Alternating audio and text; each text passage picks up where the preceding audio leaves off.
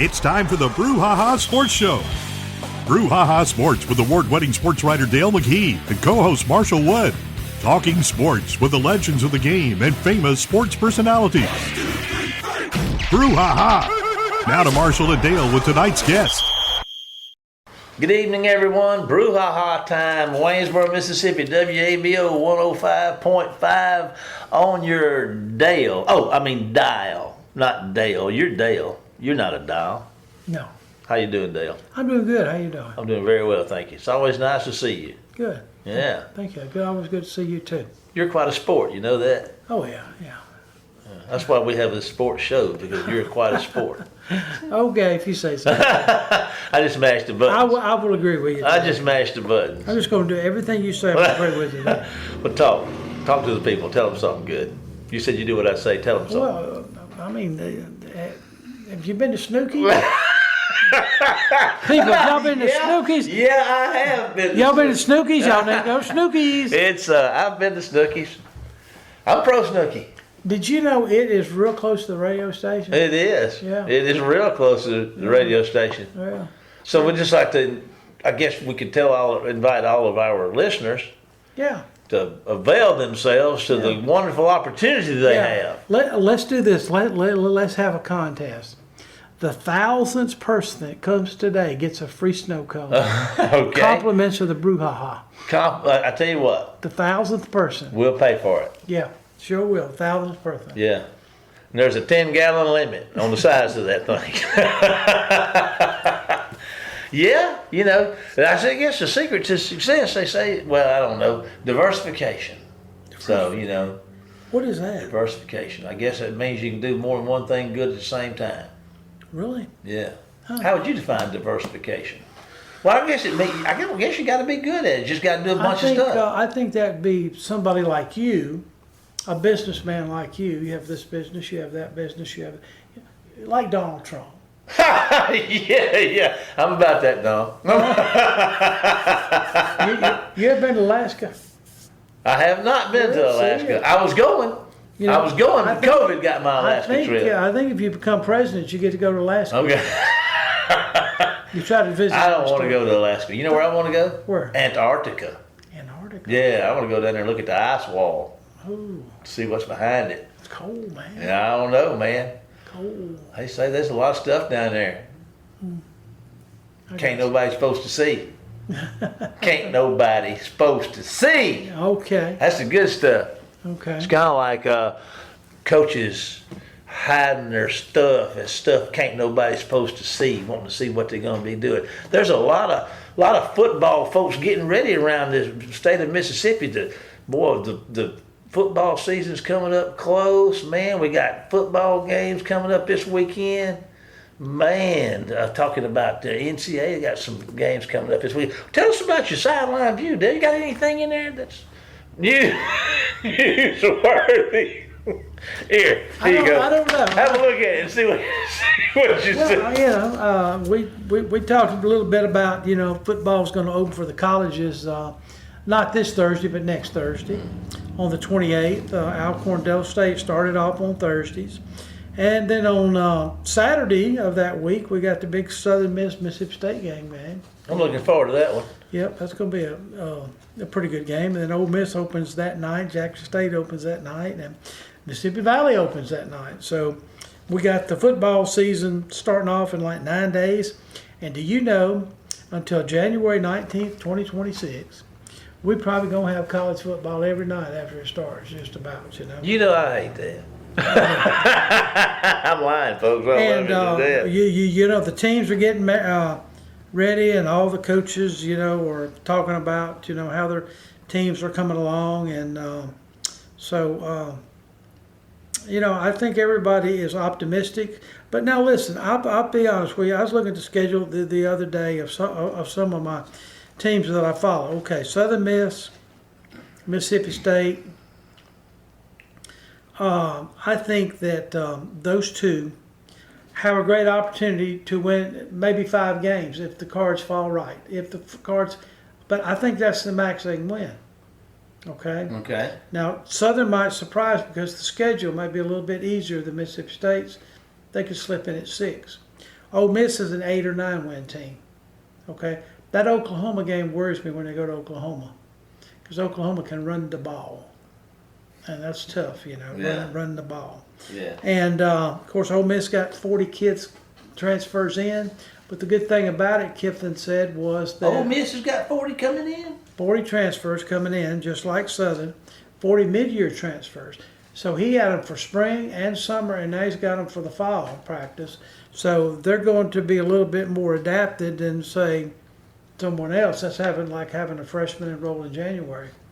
So, but now he says, too, in one of the articles I was reading about him, he said, I don't take anybody that can't start for me. I'm not going to take a second stringer from somewhere else. Yeah. If they're not starting at where they are, then, I'm looking for somebody to come in and contribute immediately. Yeah. The Saints got a quarterback competition going on. Oh, boy. Second-year player Spencer Rattler is trying to hold off Tyler Shook. Do you know where Shook's from?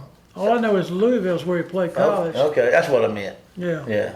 And then, in the pros, they had the preseason this week, and I'll run through that pretty quickly. But we had some Mississippians that did pretty good. Former USM quarterback Nick Mullins played for Jacksonville, was 14 of 17. He's been hanging around a while, hasn't Yeah, he? he's 30 years old now. Golly, Nick's been gone a minute. Jackson Dart was 14 of 17. Boy, he looked good. 137 yards, threw a TD pass, and ran for a touchdown. Let me ask you this. Is he going to be a starter? No, he's listed number 3 right now. Have you seen that guy play? I really think, though, that I think before the season is, what's going to happen is, what do they do with Jameis Winston? Okay? Because they got 4 quarterbacks in camp. And one of the guys was with the team last year and actually started some games. He's actually from New York. So I was wondering, okay, could Winston end up in New Orleans where he was before? Been there before. Yeah, but I'm just saying, I know the guy down there wants to have a young guy, but he's got to have somebody can compete. The Saints' offense is not really good. They have no running attack. Yeah. I was looking at stats of Cam Akers yesterday. 2 carries for 2 yards. I mean, we either got a bad offensive line down there, or we got bad running backs, or we don't have any passing attack to open it up. Stetson Bennett, the old JC football quarterback, he threw a TD pass with 5 seconds to go to lead the Rams over the Chargers in a ball game the other day. Mm-hmm. Old Stetson. Yeah. Bless his heart. He was 28 for 40 for 324 and 3 touchdowns. So I guess he's overcome his mental anxiety. Yes, he has. All right, former Brandon and Washington State quarterback Gardner Minshew this year will be the backup quarterback in Kansas City to ever who the starting quarterback I wonder is. who's going to be the starting quarterback in Kansas City. Would you hazard a guess? But he was Minshew the other night threw 7-9 passes for 40 yards and a touchdown, and they lost to Seattle. Of course, Minshew's coming off a broken collarbone last year when he played for the Raiders. Former Neshoba Central and Auburn football, Jarwez Hunter, I hope I guess that right. He ran for 55 yards on 15 carries, but his yards were tough yards. And they said he was breaking tackles too. And so he looks to be the backup this year at running back and for the Rams. Oxford native and Ole Miss star, J.J. Pegues. Good.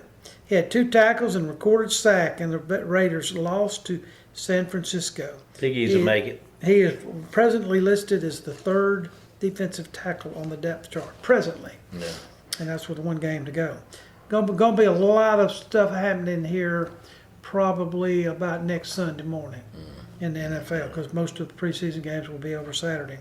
Former West Jones and Alabama football star Brian Young had 2 solo tackles, and the Eagles lost to Cleveland.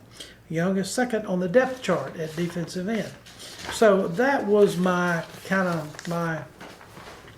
what my column was about this week, just the schedule and how some of our former college and local kids are doing. Yeah. So, well, that's nice and informative. But who you got for tonight? Who's our guest tonight? Who's our guest tonight?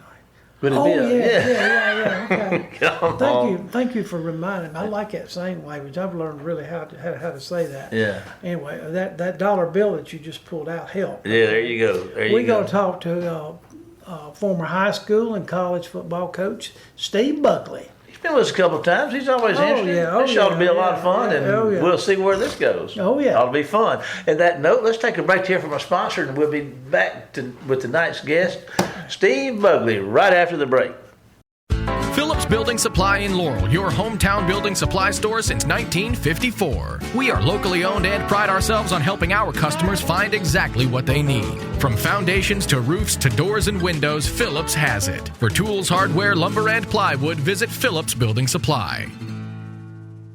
Welcome to the show, Coach Steve Buckley. Coach, how you doing these days? Dale, I'm good. Everything is good on my end. How are y'all doing? I've always enjoyed being on y'all's show. I think we've done it for about 8 or 9 years in a row. Well, when we get a good guest, I mean, we like to have them back, so. You got to ride the horse you got. Yes. You call me when you can't find anybody else. I know how it works. No. No, I'm kidding. I'm doing great, and I've enjoyed talking with y'all. Y'all always do a great job. I love, and I even look at your newsletters y'all send out each week on just updates and everything. I enjoy keeping up with y'all. Well, listen, we appreciate it. Well, one of your former players did really good this weekend. Why don't you tell us about that? You must be talking about Stinson, yes, sir. Bennett. Yeah, Stetson had a good game. I think, what was he, 28 or 40 for 3-something. He I think in 3 touchdowns. He had I guess they're trying to figure out. I don't know. I hadn't talked to him since early in the summer. I don't know what he took every snap. I did see that. So I'm assuming that Garoppolo, they're thinking that, and I'm just speculating. I'm a fan now, just speculating. I don't know if the starter, if they know he's going to be well or not. They didn't want to take a chance with Garoppolo, so they wanted to see what Stet could do. And I think in 2 games he's played pretty darn well. Yeah, it seems like we're getting more and more quarterbacks in the league with Mississippi connections. Whether it's Nick Mullins had a pretty good game. Yeah, I watched Nick also. I was at Southern Miss when Nick was there. And matter of fact, the first couple of years at Jones, Nick would come up and throw with us. And Cole Weeks, who was my I guess co-coach quarterbacks. He he's with Houston Texans now, and he and Nick had played together at Southern Miss, so Nick would come up, and he and Jalen Richard and work out with us some. And now Nick's had a good career. He was with the Raiders. I got another fan on the Raiders staff, and then went to Minnesota, and now he's ended up in Jacksonville. He's had a pretty good life as a backup. I think he signed for $6 million for 2 years, so that's a pretty good deal. That ain't bad. Hey, I know you can't make that in Williamsburg. That's a pretty good deal there, But anyway, and of course Jackson Dart is shining up in New York. Of course, they got him listed to the 3rd team, and we got the Gardner Minshew. I don't think that'll be for long. Just watching what I've seen, the little bit I've seen, I give it about 3 or 4 weeks into the season, and he might be the guy. Well, now, what do you go by in 3 or 4 games? If the Giants are 0-4, did they make a change? But if they're like 2-2 or 3-1, do you make a change, or is that just a coach's gut feeling? Let's just go with this guy. I mean, Belichick proved that.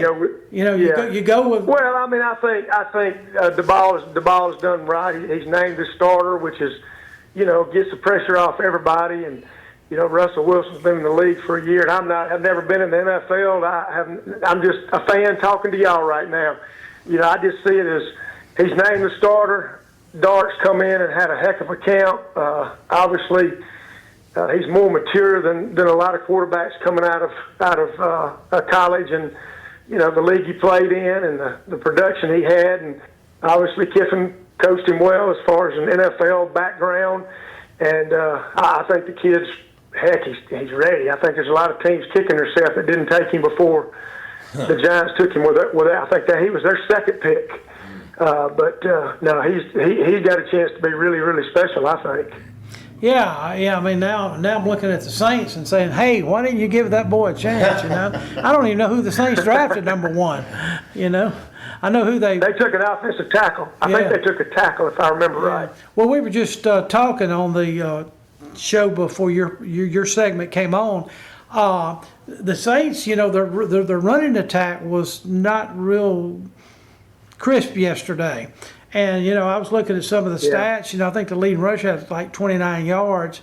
I know they're trying to put a lot of guys in there and find this, but, you don't know if the problem, I know offense, and you were kind of a guru at the offense.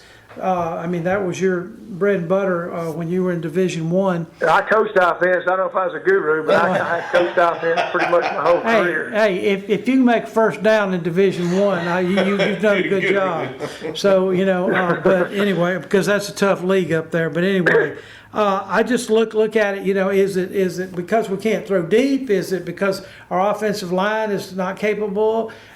Is it because we have, we just don't have the running backs? And it's hard. Of course, I know the number one running back wasn't playing. Now, I don't know if who Kamara didn't play, and I didn't watch that game, so I don't even have a opinion on it. But the new head coach, obviously, he's been successful wherever he's been, and sometimes it takes time to figure it out. It just does, and you lose your starter. I guess in the beginning of the summer, he decides to retire for health reasons, which I get that. And, I think it throws a curveball at you. And, whether they knew it or not, I don't know.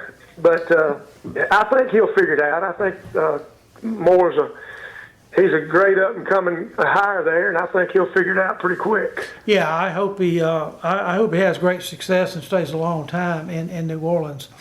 Okay, let's get to the colleges. Would you like to be a head coach at a Division I school in this day and time?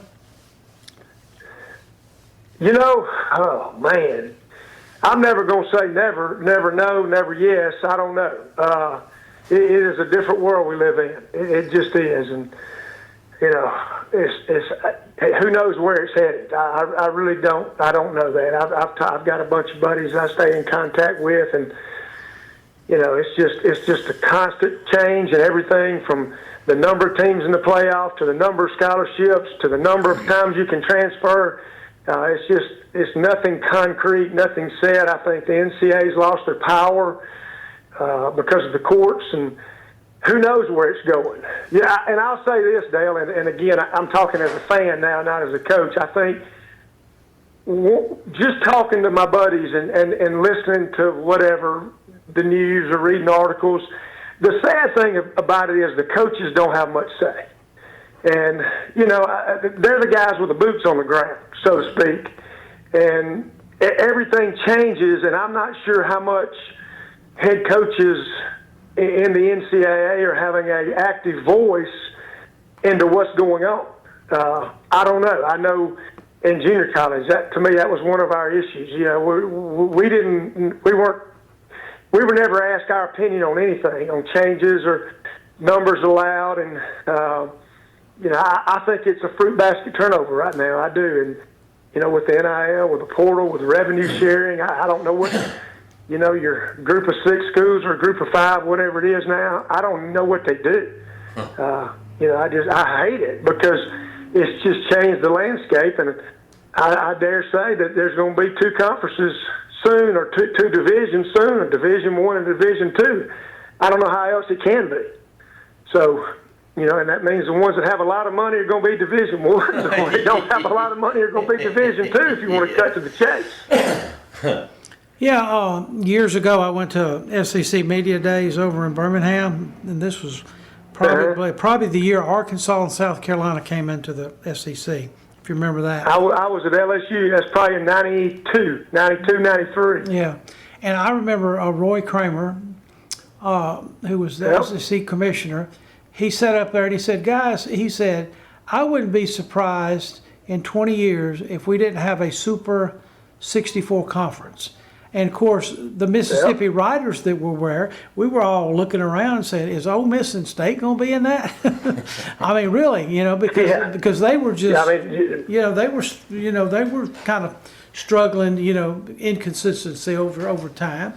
And you just wondered, I think they're real secure right now. being in the conference they get. Right. And they do compete very well. State may not have a good record in football last year, but they play pretty good basketball and pretty good baseball. So they've but over the past 10 years they've been very competitive on the football field. Yeah.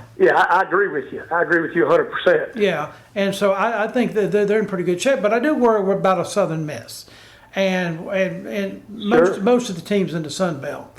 And I know a lot of Southern Miss's problems is a lot of it relate back to when Coach Bauer was kind of not renewed or resigned or ever what it was retired. Fired. But, just go ahead and say okay. it. He's a friend of mine. Yeah, but anyway, I mean they've had a merry-go-round down there as far as head coaches, and they don't have any consistency down there.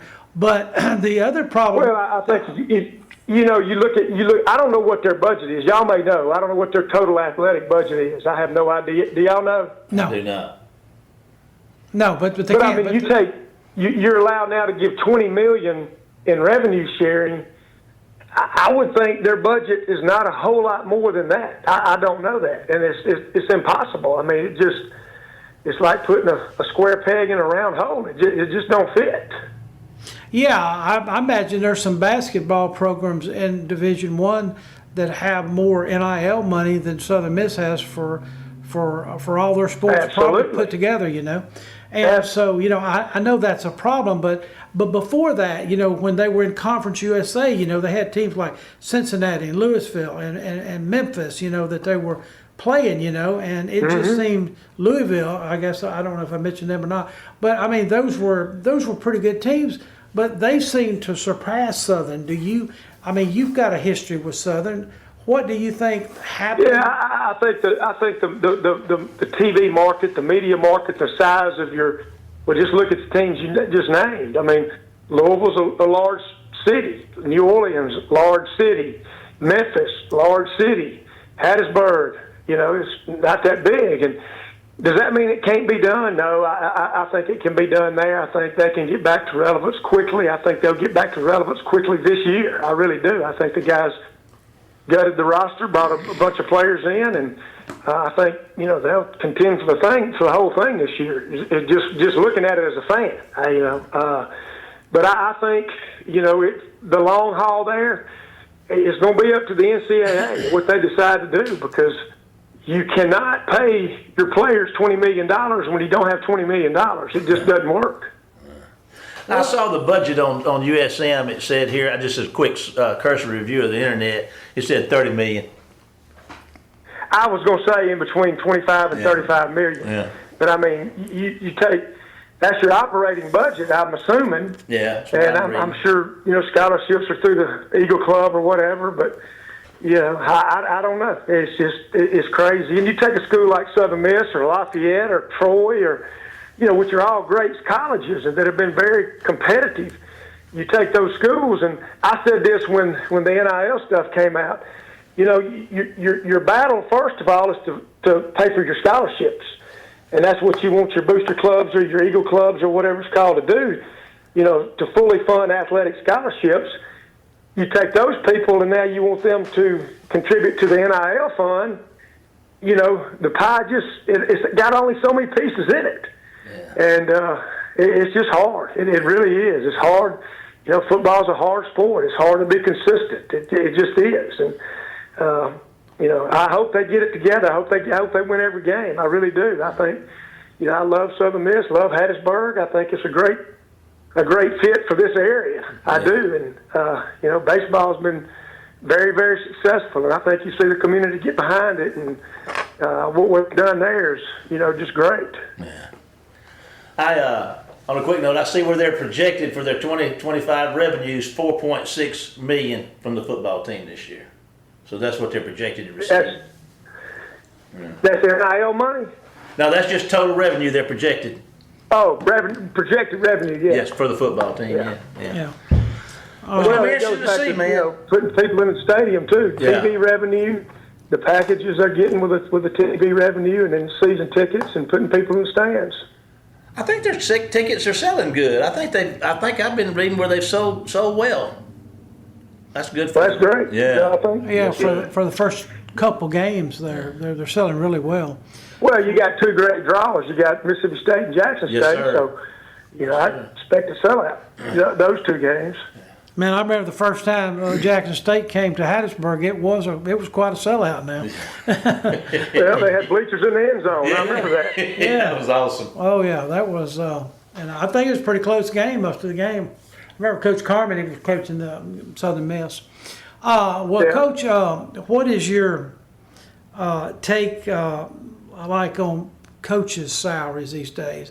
I see where, I don't know, you see everything on the internet, you believe half of it and some of it you don't believe at all. But anyway, how much money can you spend at Walmart? I'm just saying, when Kiffin's up there making $9 million, Southern Miss football program's not even bringing in $9 million. How much should there be a limit on how much coaches make, or should coaches give back? I don't think you'll ever see that. Yeah. I think that's why all those guys that are making $1 million or less are trying to get one of those like Coach Kiffin's got.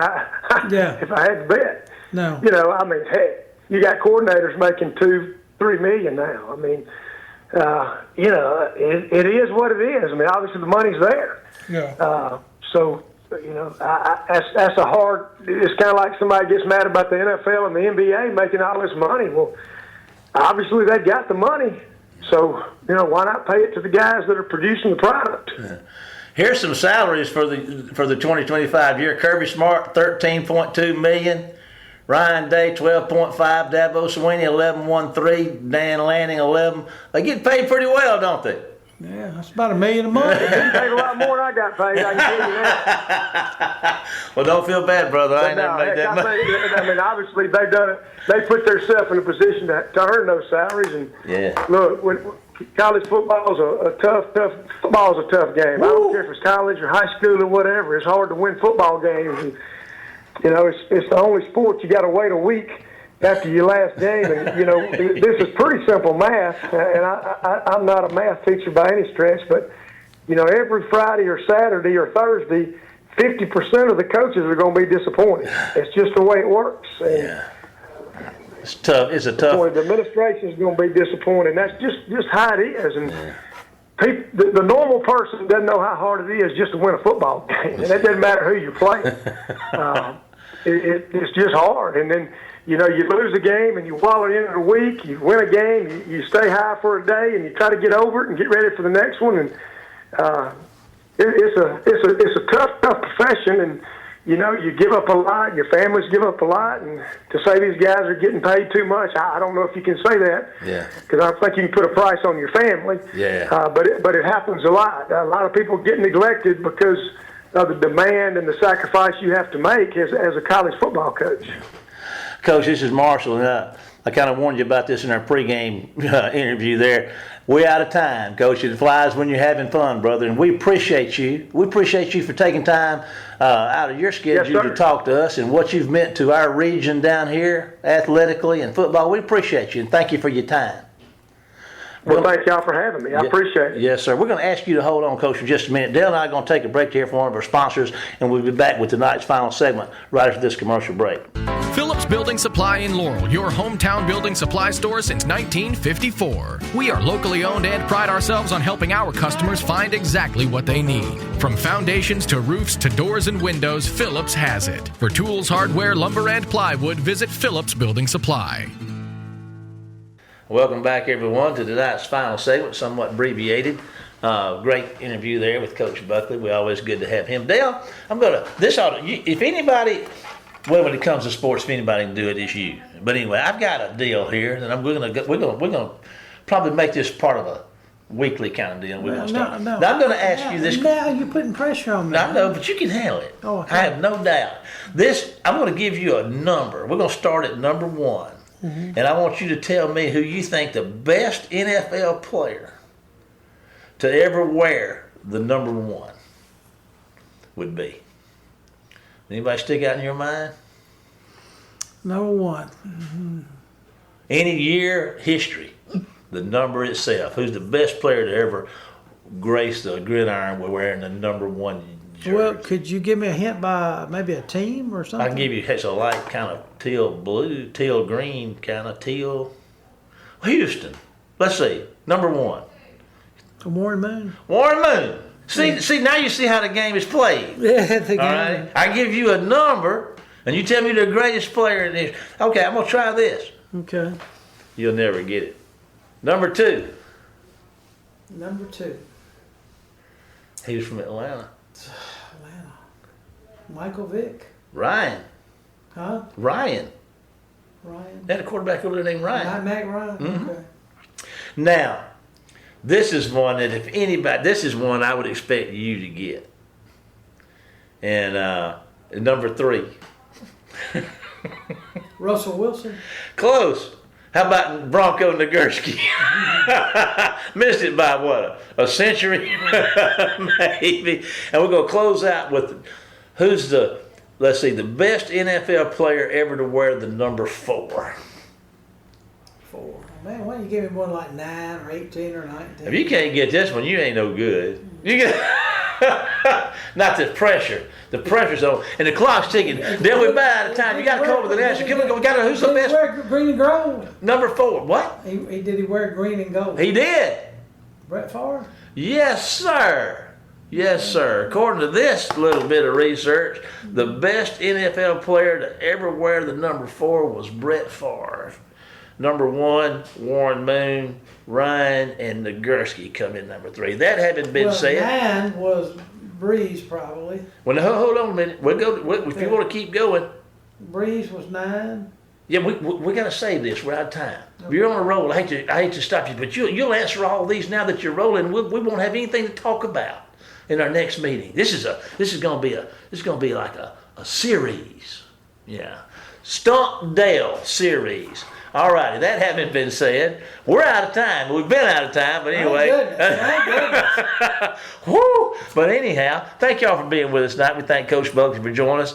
And want to remind you can follow us during the week on our Facebook page at the Brouhaha, or you can watch or listen to all the shows we catalog at our YouTube channel, the Brouhaha. But now it's time to say goodbye, Dale. I'm not going to tell you. Goodbye, Dale. I'm not going to tell you people what I have to put up with. But anyway, y'all have a blessed one. We'll see you next time for more of the Brouhaha. Get us out of here, Jamie. You've been listening to the Brouhaha with Del McKee and Marshall Wood. Heard Tuesday evening, 6 p.m. on WABO. For more of the Brouhaha, follow us during the week on Facebook and WABO.